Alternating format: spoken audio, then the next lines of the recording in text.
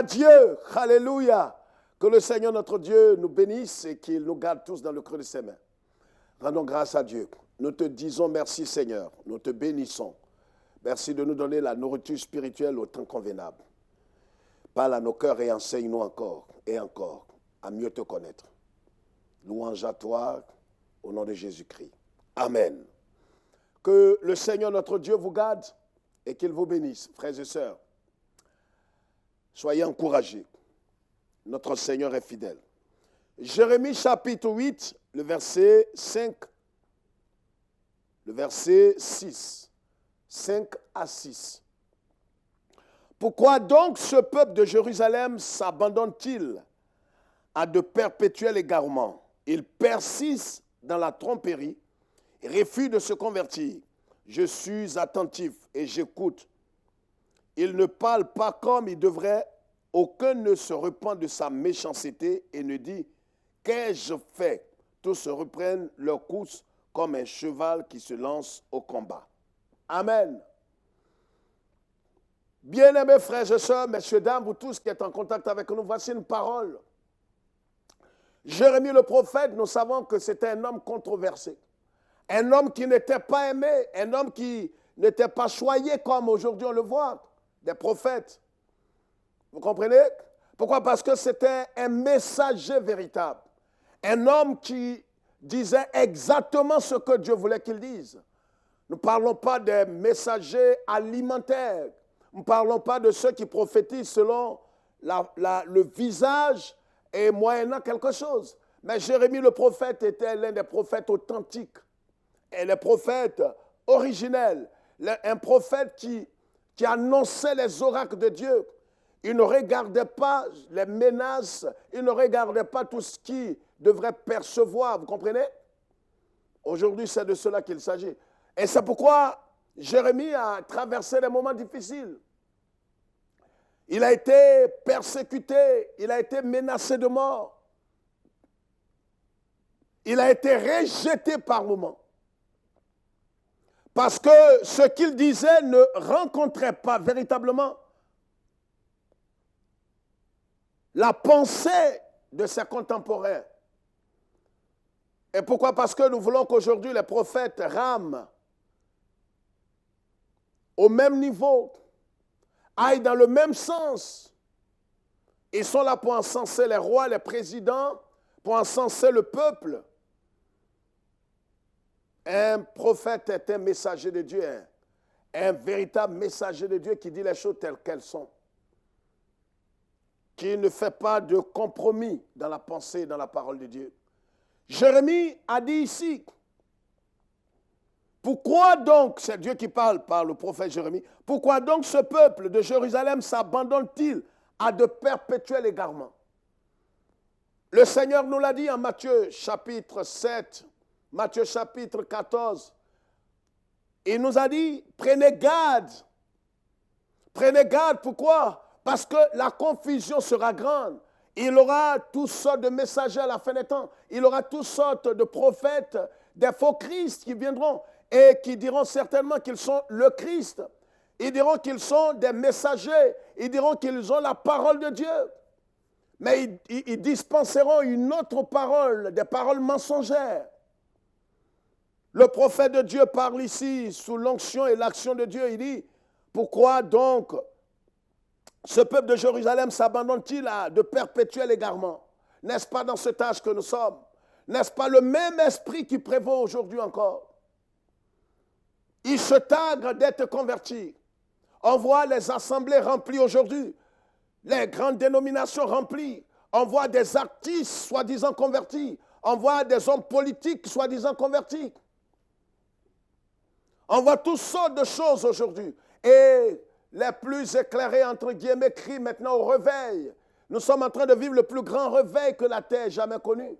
Détrompez-vous, frères et sœurs. Et il ajoute en disant, il persiste dans la tromperie. Il refuse de se convertir.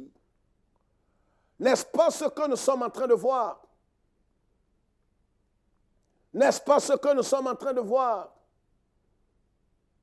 C'est pourquoi le thème que je voulais partager avec vous est intitulé « Détrompez-vous ». c'est de la séduction. Détrompez-vous, c'est de la séduction. Tout ce que vous êtes en train de voir, c'est du tape à l'œil. Est-ce qu'il y a véritablement une conversion? Est-ce qu'il y a véritablement des hommes et des femmes qui ont pris position pour Jésus? Est-ce que c'est une conversion? Et où sont les fruits que portent ces convertis? Où sont ces fruits que portent ces nouveaux venus? Ils n'ont d'autre pensée que la pensée de vouloir échapper aux conséquences du péché. Ils ne cherchent pas à être délivrés de la puissance du péché. Ils ne cherchent pas à être sauvés véritablement. Mais ils cherchent à changer de situation matérielle, situation sociale. C'est ce qui préoccupe les gens. Et c'est pourquoi quand on vérifie à travers la parole de Dieu, vous voyez véritablement s'ils sont convertis ou pas. Nous avons du monde dans l'Église. Nous avons du monde dans nos assemblées. Mais est-ce que réellement ils sont convertis à Jésus-Christ? Est-ce qu'ils sont nés de nouveau? Est-ce que le Saint-Esprit rend témoignage à leur esprit qu'ils sont nés de nouveau? Frères et sœurs, détrompez-vous.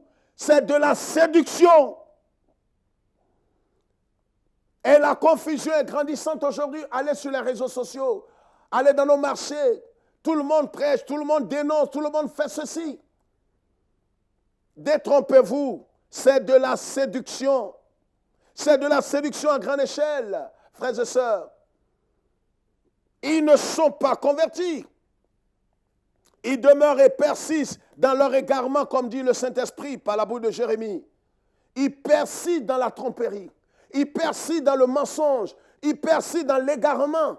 Mais à côté de toutes ces choses, ils peuvent vous montrer un autre pan de leur vie. Ils peuvent vous montrer un autre message. Ils peuvent vous parler de l'amour de Dieu.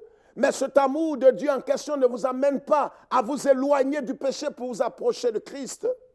La Bible dit ce que Dieu veut. Paul parlant à tous ces hommes dit, ce que Dieu veut pour vous, ce n'est pas d'abord votre épanouissement. Oui, ça peut choquer les prospéritistes. Ce que Dieu veut, ce n'est pas d'abord votre confort. Ce que Dieu veut, ce n'est pas que vous soyez multimilliardaire. Ce n'est pas ce que Dieu veut d'abord. Ce que Dieu veut, ce n'est pas votre confort. Oui, ça peut vous choquer, madame. Vous pouvez éteindre votre poste téléviseur, ça ne me gêne pas. Ce que Dieu veut, ce n'est pas votre délivrance d'abord. Ce que Dieu veut, c'est votre salut. C'est votre sanctification. Vous comprenez? Et les autres choses vont suivre après. Parce qu'un autre évangile vous a dit que quand Jésus est mort à la croix, il est mort pour vos péchés. Il est mort. Pourquoi? Pour vos maladies et pour votre pauvreté. Voilà l'évangile de prospérité. C'est les trois piliers de l'évangile de prospérité. Jésus est mort pour vos péchés, il est mort pour votre pauvreté, il est mort pour votre maladie. C'est pourquoi vous ne devrez plus être malade, vous ne devrez plus jamais être pauvre. Et pourtant, quand nous lisons la Bible, il est dit en Matthieu chapitre 1, le verset 20 à 21, quand l'ange disait à Marie que cet enfant qui naîtra de toi délivrera son peuple du péché. Il n'a pas ajouté la pauvreté ni la maladie, parce que ce sont les conséquences du péché. On dira, mais alors naturellement, s'il nous a délivrés du péché, alors il doit nous délivrer aussi des autres choses. Mais en cela, il est souverain. C'est pourquoi Jésus dit en Matthieu 6, verset 33, « Cherchez premièrement le royaume et la justice de Dieu.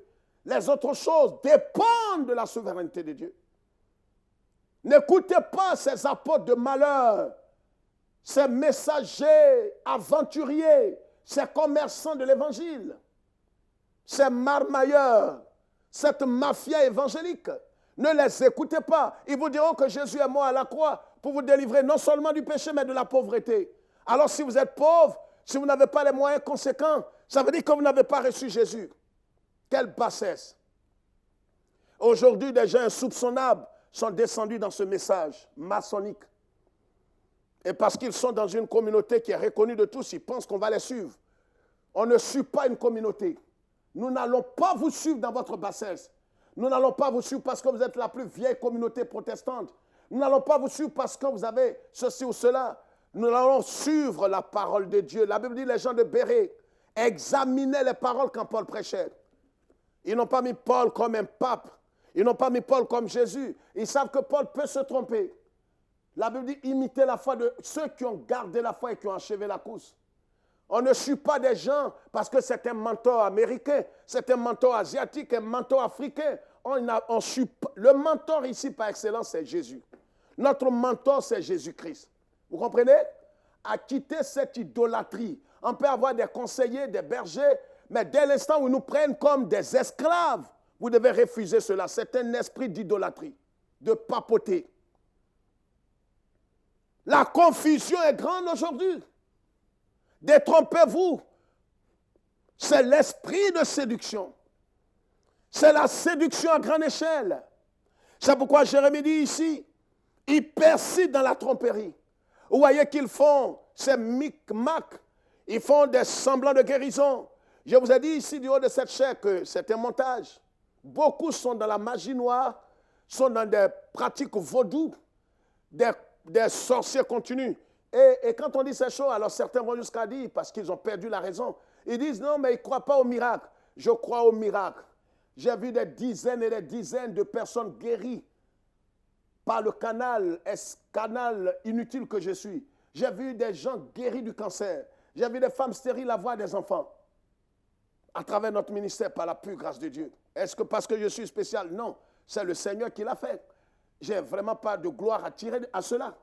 Je n'ai pas besoin de me glorifier, d'être sur une pancarte sur l'église, comme ces gens, ces commerçants, ces agents maçonniques le font. Est-ce que c'est normal, c'est censé de mettre sa photo sur votre église, dans le fond de votre église? C'est idolâtre. Si vous êtes dans une assemblée où la photo du pasteur au fond du mur est sur votre église, aussi longtemps que vous demeurez dans ce lieu, vous êtes maudit. Parce que cette église est la propriété d'un homme. S'il est honnête, il devrait chercher la photo de Jésus. Or, Jésus n'a pas laissé de photo. Quand vous prenez votre pièce d'identité nationale, c'est la photo de qui est sur votre carte d'identité? C'est votre photo, ce n'est pas la photo d'autrui. Alors si Jésus est la tête de l'église, et si Jésus devrait véritablement être le chef de l'église, comme la Bible dit, mettez la photo de Jésus. Or, vous savez qu'il n'y a pas de photo. Alors ne mettez pas la photo d'un mortel sur l'église. C'est une malédiction. Je persiste, je signe. C'est une malédiction d'être dans une église où le pasteur a sa photo sur les temples, a sa photo dans l'église et sur le mur de l'église. C'est une malédiction, c'est de l'idolâtrie. Vous comprenez? Détrompez-vous, frères et sœurs. C'est de la séduction. C'est de la séduction. La Bible dit ici par l'Esprit de Dieu, ils persistent dans la tromperie. Ils persistent. Ils demeurent dans l'égarement. Ils vont vous présenter des facettes de prière, des facettes de vie. Ils vont vous dire, ouais, mais nous sommes ensemble, nous prêchons le même évangile. Vous voyez, nous sommes contre l'homosexualité, nous sommes contre tant. Mais à l'intérieur, au-dedans d'eux, en dehors de tout ce qu'ils disent aux yeux de tout le monde, ils ont des pratiques. C'est ce qui m'a amené à être déçu de plusieurs aujourd'hui. En dehors de tout ce qu'ils disent de façon fracassante, ils ont une vie secrète, un agenda caché. Un agenda caché. Nous avons vu des servants de Dieu lesbiennes, évangéliques. J'ai reçu des hommes et nous avons reçu des gens qui sont des pasteurs, mais qui sont dans des pratiques occultes. Certains sont allés jusqu'à sacrifier des êtres humains. On a entendu le témoignage.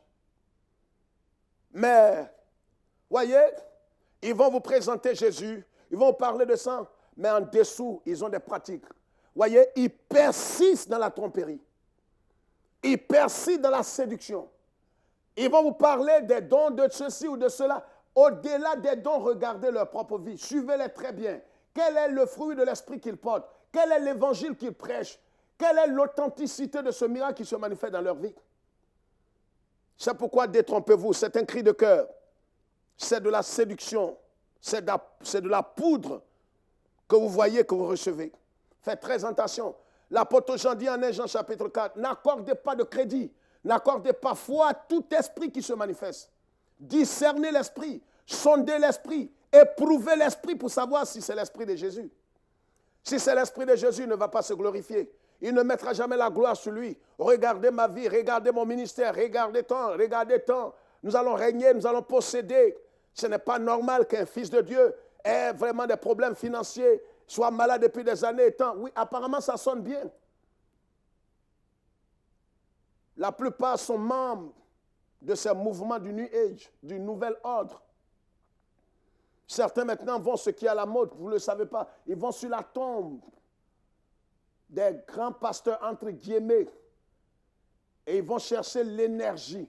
Je parle des évangéliques, beaucoup d'évangéliques. Ils vont sur des tombes, ils prennent l'énergie pour venir guérir des gens.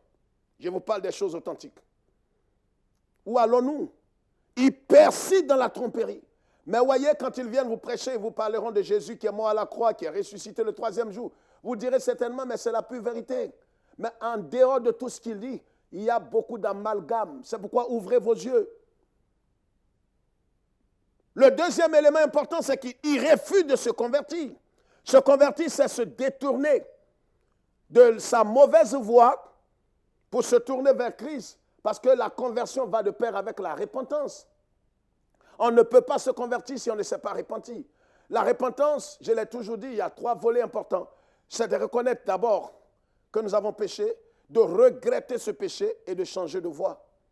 Et si cela n'a pas été manifesté, alors vous ne vous êtes jamais repenti. Jésus est venu prêcher la repentance. Comprenez? Jean-Baptiste aussi a prêché la repentance. Les apôtres et les disciples ont prêché la repentance envers Dieu et la foi en Jésus-Christ. Voici les 2 choses que les apôtres ont prêchées. Regardez bien ce que la Bible dit en Actes des Apôtres, chapitre 20. Ils n'ont prêché autre chose que ces 2 points importants. La repentance envers Dieu, parce que c'est contre Dieu que nous avons péché. Et la foi en Jésus-Christ. Toutes les autres paroles, les autres enseignements sont tirés de ces 2 points. Soit c'est la repentance que nous prêchons, soit c'est la foi en Jésus-Christ. Pas la foi idolâtrisée, pas la foi dans un homme, pas la foi dans la foi, mais la foi en Christ. Vous comprenez? Bien-aimés frères et sœurs, voilà ce que la parole de Dieu nous dit. Qu'est-ce qu'ils ont fait? Le prophète Jérémie dit, ils refusent de se convertir. N'est-ce pas ce que nous sommes en train de voir aujourd'hui? Il y a beaucoup de bruit, beaucoup de tapage, mais il n'y a pas de conversion. Il n'y a pas de conversion authentique, originelle.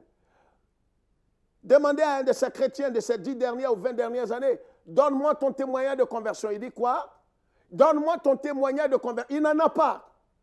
Ah oui, je suis allé à une veillée, je suis tombé en transe, j'ai parlé des langues, et puis bon, ben voilà, aujourd'hui, il est converti le même jour, il a un ministère, il est en train de prier pour les gens. Mais quel est le témoignage de sa conversion? Il va vous raconter des choses qui n'ont pas de sens. Aujourd'hui, il y a peu de témoignages de conversion. On parle de témoignages de Dieu m'a visité, oui, j'ai eu 2 voitures, je suis en train de m'apprêter maintenant pour posséder mon jet privé, oui, mais est-ce que tu es né de nouveau? Est-ce que le Saint-Esprit, comme dit Romains 8, 16, a rendu témoignage à ton esprit que tu es né de nouveau? Est-ce que tu as l'Esprit de Dieu? Est-ce que tu es passé de la mort à la vie? C'est de cela qu'il s'agit. Il persévère dans la tromperie, il demeure dans la tromperie. Vous comprenez? Dans la vente de beaucoup de choses. On vend des balais, on vend de l'huile, on vend de l'eau, on vend des pochettes.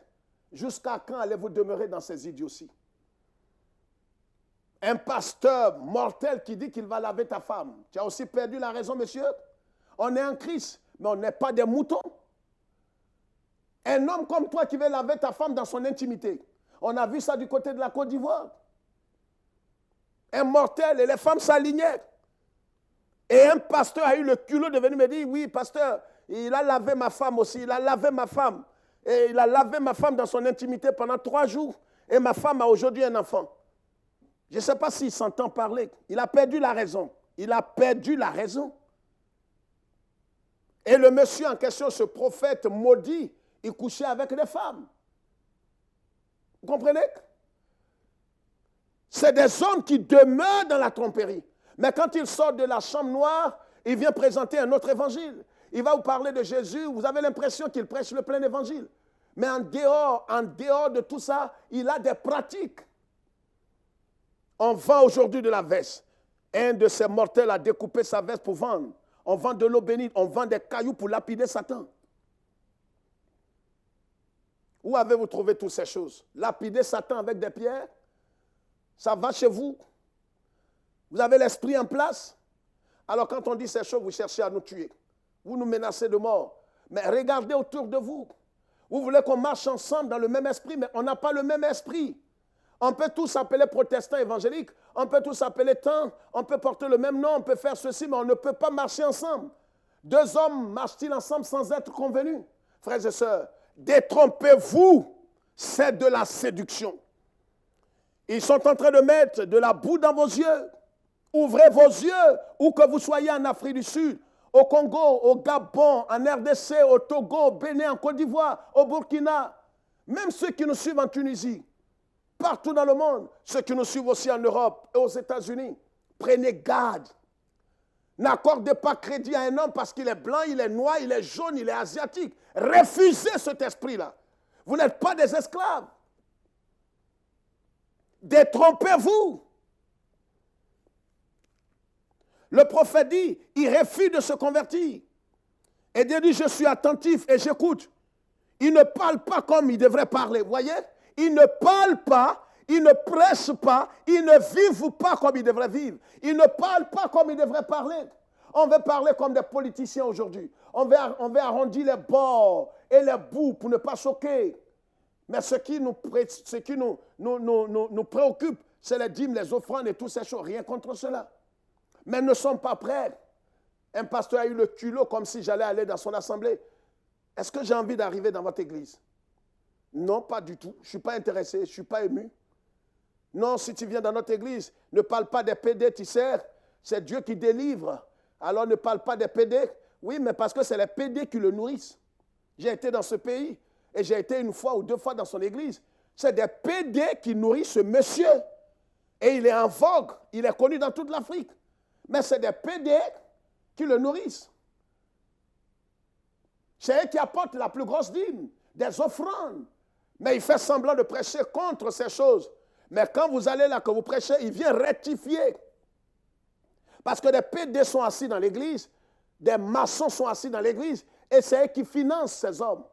J'ai été dans ce pays-là, et j'ai vu, aujourd'hui, des centaines de communautés sont tombées dans le piège. Est-ce que nous sommes obligés de réussir? Est-ce que nous sommes obligés de réussir selon le principe du monde?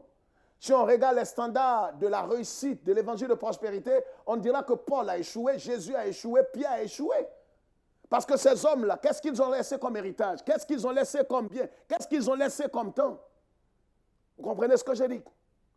Faisons très attention.